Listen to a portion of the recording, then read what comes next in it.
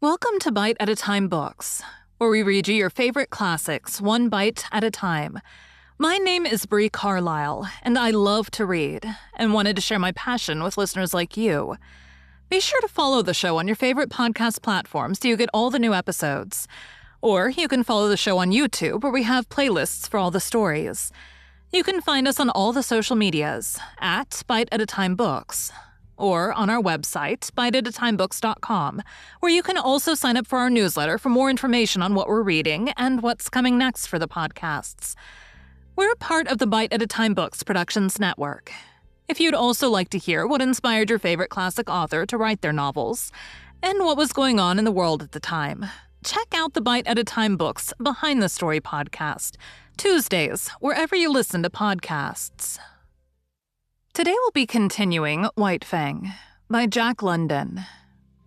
Chapter 2, The Southland. White Fang landed from the steamer in San Francisco. He was appalled. Deep in him, below any reasoning process or active consciousness, he had associated power with Godhead, and never had the white men seemed such marvelous gods as now, when he trod the slimy pavement of San Francisco. The log cabins he had known were replaced by towering buildings. The streets were crowded with perils, wagons, carts, automobiles, great straining horses pulling huge trucks, and monstrous cable and electric cars hooting and clanging through the midst, screeching their insistent menace after the manner of the lynxes he had known in the northern woods. All of this was the manifestation of power. Through it all, behind it all, was man, governing and controlling, expressing himself, as of old, by his mastery over matter. It was colossal, stunning. White Fang was awed. Fear sat upon him. As in his cubhood, he had been made to feel his smallness and puniness on the day he first came in from the wild to the village of Gray Beaver. So now, in his full-grown stature and pride of strength, he was made to feel small and puny. And there were so many gods. He was made dizzy by the swarming of them. The thunder of the streets smote upon his ears.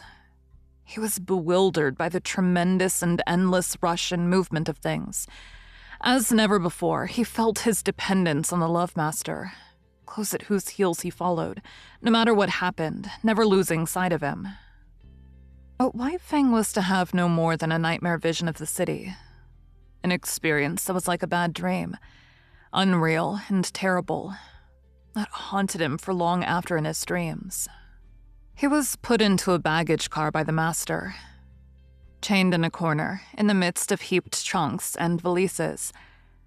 Here, a squat and brawny god held sway, with much noise, hurling trunks and boxes about, dragging them in through the door and tossing them into the piles, or flinging them out of the door, smashing and crashing, to other gods who awaited them. And here, in this inferno of luggage, was White Fang, deserted by the master. Or at least, White Fang thought he was deserted, until he smelled out the master's canvas clothes bags alongside of him, and proceeded to mount guard over them. "About time you come," growled the god of the car an hour later when Weedon Scott appeared at the door. "That dog of yourn won't let me lay a finger on your stuff." White Fang emerged from the car. He was astonished. The nightmare city was gone. The car had been to him no more than a room in a house, and when he had entered it, the city had been all around him. In the interval, the city had disappeared. The roar of it no longer dinned upon his ears. Before him was smiling country, streaming with sunshine, lazy with quietude. But he had little time to marvel at the transformation.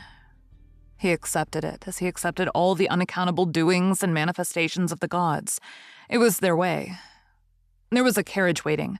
A man and a woman approached the master. The woman's arms went out and clutched the master around the neck, a hostile act. The next moment, Weedon Scott had torn loose from the embrace and closed with White Fang, who had become a snarling, raging demon. "It's all right, Mother," Scott was saying as he kept tight hold of White Fang and placated him. "He thought you were going to injure me, and he wouldn't stand for it. It's all right. It's all right. He'll learn soon enough.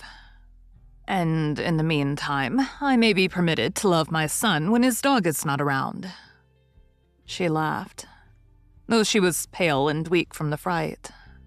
She looked at White Fang, who snarled and bristled and glared malevolently. "He'll have to learn, and he shall, without postponement," Scott said. He spoke softly to White Fang until he had quieted him. Then his voice became firm. "Down, sir. Down with you." This had been one of the things taught him by the master, and White Fang obeyed, though he lay down reluctantly and sullenly. "Now, mother." Scott opened his arms to her, but kept his eyes on White Fang. "Down," he warned. "Down." White Fang, bristling silently, half crouching as he rose, sank back and watched the hostile act repeated. But no harm came of it, nor of the embrace from the strange man-god that followed. Then the clothes bags were taken into the carriage. The strange gods and the love master followed, and White Fang pursued, now running vigilantly behind, now bristling up to the running horses and warning them that he was there to see that no harm befell the god they dragged so swiftly across the earth. At the end of 15 minutes, the carriage swung in through a stone gateway, and on between a double row of arched and interlacing walnut trees. On either side stretched lawns, their broad sweep broken here and there by great sturdy-limbed oaks. In the near distance, in contrast with the young green of the tended grass, sunburnt hayfield showed tan and gold, while beyond were the tawny hills and upland pastures. From the head of the lawn, on the first soft swell from the valley level, looked down the deep porched, many-windowed house. Little opportunity was given White Fang to see all this. Hardly had the carriage entered the grounds when he was set upon by a sheepdog, bright-eyed, sharp-muzzled, righteously indignant and angry. It was between him and the master, cutting him off. White Fang snarled no warning, but his hair bristled as he made his silent and deadly rush. This rush was never completed. He halted with awkward abruptness, with stiff forelegs bracing himself against his momentum, almost sitting down on his haunches. So desirous was he of avoiding contact with a dog he was in the act of attacking. It was a female, and the law of his kind thrust a barrier between. For him to attack her would require nothing less than a violation of his instinct. But with the sheepdog it was otherwise. Being a female, she possessed no such instinct. On the other hand, being a sheepdog, her instinctive fear of the wild, and especially of the wolf, was unusually keen. White Fang was to her a wolf, the hereditary marauder who had preyed upon her flocks from the time sheep were first herded and guarded by some dim ancestor of hers. And so, as he abandoned his rush at her and braced himself to avoid the contact, she sprang upon him. He snarled involuntarily as he felt her teeth in his shoulder. But beyond this, made no offer to hurt her. He backed away, stiff-legged with self-consciousness, and tried to go around her. He dodged this way and that, and curved and turned. But to no purpose. She remained always between him and the way he wanted to go. "Here, collie," called the strange man in the carriage. Weed and Scott laughed. "Never mind, father. It is good discipline. White Fang will have to learn many things, and it's just as well that he begins now. He'll adjust himself all right." The carriage drove on, and still Collie blocked White Fang's way. He tried to outrun her by leaving the drive and circling across the lawn. But she ran on the inner and smaller circle, and was always there facing him with her 2 rows of gleaming teeth. Back he circled, across the drive to the other lawn, and again she headed him off. The carriage was bearing the master away. White Fang caught glimpses of it disappearing amongst the trees. The situation was desperate. He essayed another circle. She followed, running swiftly, and then suddenly he turned upon her. It was his old fighting trick. Shoulder to shoulder, he struck her squarely. Not only was she overthrown, So fast had she been running that she rolled along, now on her back, now on her side, as she struggled to stop, clawing gravel with her feet and crying shrilly her hurt pride and indignation. White Fang did not wait. The way was clear, and that was all he had wanted. She took after him, never ceasing her outcry. It was a straightaway now. And when it came to real running, White Fang could teach her things. She ran frantically, hysterically, straining to the utmost, advertising the effort she was making with every leap. And all the time, White Fang slid smoothly away from her silently, without effort, gliding like a ghost over the ground. As he rounded the house to the porte cochere, he came upon the carriage. It had stopped, and the master was alighting. At this moment, still running at top speed, White Fang became suddenly aware of an attack from the side. It was a deerhound rushing upon him. White Fang tried to face it, but he was going too fast, and the hound was too close. It struck him on the side, and such was his forward momentum and the unexpectedness of it. White Fang was hurled to the ground and rolled clear over. He came out of the tangle a spectacle of malignancy. Ears flattened back, lips writhing, nose wrinkling, his teeth clipping together as the fangs barely missed the hound's soft throat. The master was running up, but was too far away. And it was Carlile that saved the hound's life, before White Fang could spring in and deliver the fatal stroke.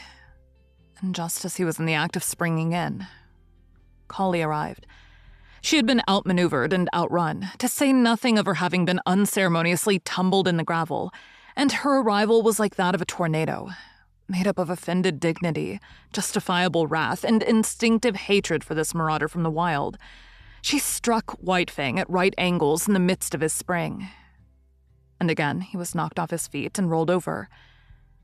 The next moment the master arrived, and with one hand held White Fang, while the father called off the dogs. "I say, this is a pretty warm reception for a poor lone wolf from the Arctic," the master said, while White Fang calmed down under his caressing hand. "In all his life, he's only been known once to go off his feet, and here he's been rolled twice in 30 seconds. The carriage had driven away, and other strange gods had appeared from out the house. Some of these stood respectfully at a distance, but 2 of them, women, perpetrated the hostile act of clutching the master around the neck. White Fang, however, was beginning to tolerate this act. No harm seemed to come of it, while the noises the gods made were certainly not threatening. These gods also made overtures to White Fang, but he warned them off with a snarl, and the master did likewise with word of mouth. At such times, White Fang leaned in close against the master's legs, and received reassuring pats on the head. The hound, under the command, "Dick, lie down, sir," had gone up the steps and lain down to one side of the porch, still growling and keeping a sullen watch on the intruder. Carlile had been taken in charge by one of the woman gods, who held arms around her neck and petted and caressed her. But Carlile was very much perplexed and worried, whining and restless, outraged by the permitted presence of this wolf and confident that the gods were making a mistake. All the gods started up the steps to enter the house. White Fang followed closely at the master's heels. Dick, on the porch, growled, and White Fang on the steps bristled and growled back. "Take Carlile inside and leave the 2 of them to fight it out," suggested Scott's father. "After that, they'll be friends. Then White Fang, to show his friendship, will have to be chief mourner at the funeral," laughed the master. The elder Scott looked incredulously, first at White Fang, then at Dick, and finally at his son. "You mean?" Whedon nodded his head. "I mean just that. You'd have a dead Dick inside 1 minute, 2 minutes at the farthest." He turned to White Fang. "Come on, you wolf. It's you that'll have to come inside." White Fang walked stiff-legged up the steps and across the porch, with tail rigidly erect, keeping his eyes on Dick to guard against a flank attack, and at the same time prepared for whatever fierce manifestation of the unknown that might pounce out upon him from the interior of the house. But no thing of fear pounced out. And when he had gained the inside, he scouted carefully around, looking at it and finding it not. Then he lay down with a contented grunt at the master's feet, observing all that went on, ever ready to spring to his feet and fight for his life, with the terrors he felt must lurk under the trap roof of the dwelling. Thank you for joining Bite at a Time Books today, while we read a bite of one of your favorite classics. Again, my name is Bree Carlile, and I hope you join us tomorrow for the next bite of White Fang. If you enjoyed our show, be sure to follow us so you get all the new episodes. We would also love for you to drop us a rating on your favorite podcast platform. You can catch us on all the social medias at Bite at a Time Books, or check out our website, biteatatimebooks.com, where you can sign up for our newsletter. Our show is part of the Bite at a Time Books Productions Network. If you would also like to hear about the authors who write the books we read on the show, check out the Bite at a Time Books Behind the Story podcast, wherever you listen to podcasts, or on biteatatimebooksbehindthestory.com.